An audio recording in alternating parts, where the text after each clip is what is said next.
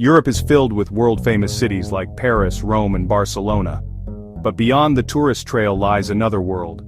Untouched villages, rich in tradition, charm, and mystery. Today, we'll uncover 2025's most enchanting hidden villages you've probably never heard of. They don't shout for attention with towering monuments. They whisper their stories in alleys and piazzas.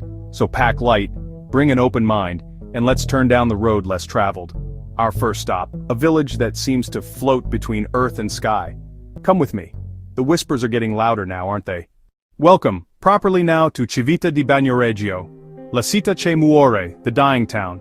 It is connected to the modern world by a single slender footbridge, a liminal crossing into another time. Beneath the village, the Calanchi Valley, a moonscape of fragile clay, is slowly being reshaped by wind and rain. Stepping through the ancient gateway feels like crossing into a living museum.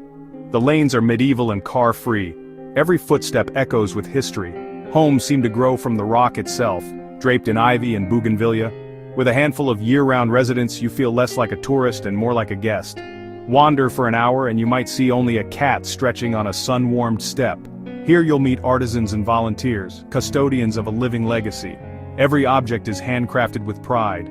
Community gatherings are intimate. Food, conversation, and laughter shared like family.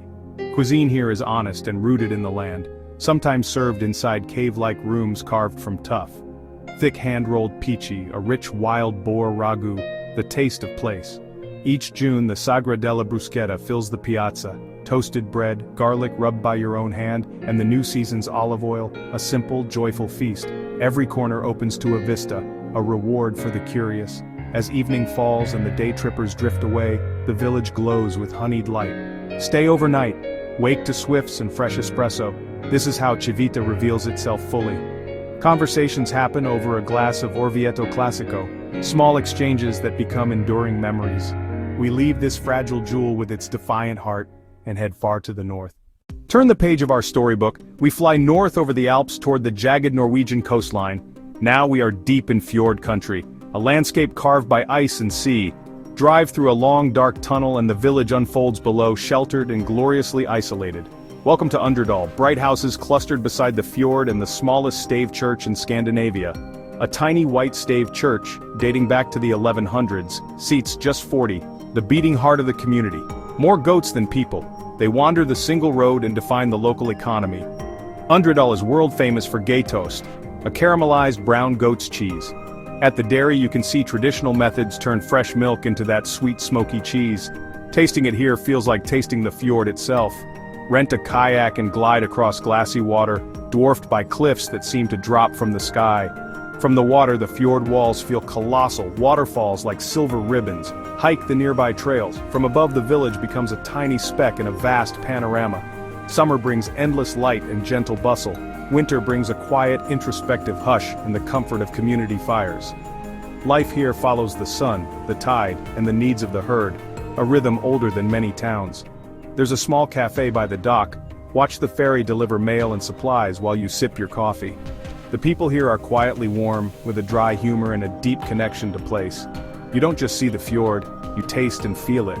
From serene surrender in the fjords, we travel south to a village born from stone. Take a breath. The next story waits beneath sun-drenched skies. Our final journey takes us to the sun-drenched plains of central Portugal, to Monsanto. Here, houses appear to be born from granite giants, a village that lives with its boulders. Rounded by millennia, the boulders are colossal, wind-polished, and utterly dominant. Houses are not built around the rocks so much as built with them. Roofs, walls, doorways sculpted by necessity. The streets are steep and meant for donkeys. Expect to use your hands on ancient granite to steady yourself. Atop the village, the ruined medieval castle offers a 360-degree view, the strategic heart of the hill. Every 3rd of May, the Festa das Cruzes revives a legend. Women climb with decorated pots that are later thrown from castle walls. Flowers rain down on the village below, a noisy, joyful celebration of resilience. In doorways you'll find women stitching marifonas, faceless dolls symbolizing fertility and good fortune.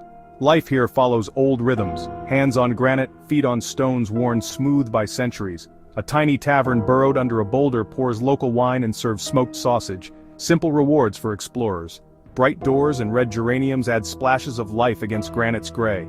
The castle grounds hold tombs carved directly into bedrock and a chapel open to the sky. History etched in stone. From here, the patchwork plains unfurl to the horizon, a reminder of why this was once a fortress.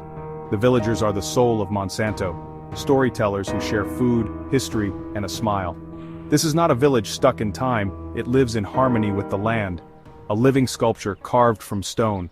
From fragile cliff-top Civita to serene Undredal to stony Monsanto, three very different hearts beating with the same authenticity. Defiant, serene, timeless. This journey is an invitation, a nudge to create your own unwritten map. Where will you go next? Tell us in the comments. Which hidden corner captured your heart? Like, subscribe, and join us for more secret travel escapes. Until next time, keep listening for the whispers beyond the capitals.